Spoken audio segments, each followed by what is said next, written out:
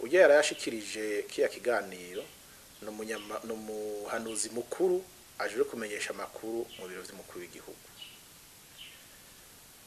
Umukuru w'igihugu c'u Burundi rero amasezerano y'Arusha yarayateye kw'igikumu arayemera, n'amasezerano mbere yo guhagarika intambara yarayateye ko igikumu nayo nyene, kandi ayo masezerano yo guhagarika intambara amaze gutegwa ku gikumu yaraje mu nama nshinga mateka yimfata kibanza ico gihe. Abashinga mateka barayemeza yuko ayo masezerano nayo nyene yinjiye mu masezerano y'Arusha.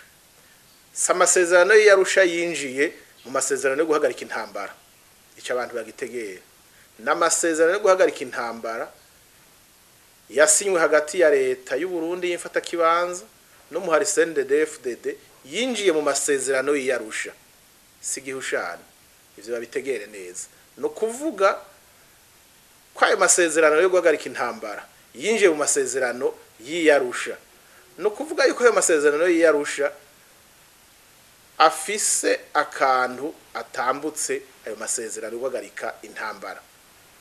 Bivuzwe n'umuhanuzi w'umukuru w'igihugu uya n'umukozi wo mu biro vy'umukuru w'igihugu nk'abandi bakozi bose.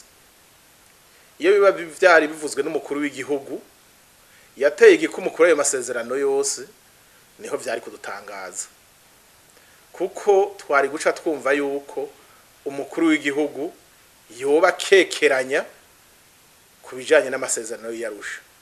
None ko hakekeranya umuhanuzi wiwe, twe turindiriye ijambo ry'umukuru w'igihugu yuko nawe yoba kekeranya nk'uwo muhanuzi wiwe.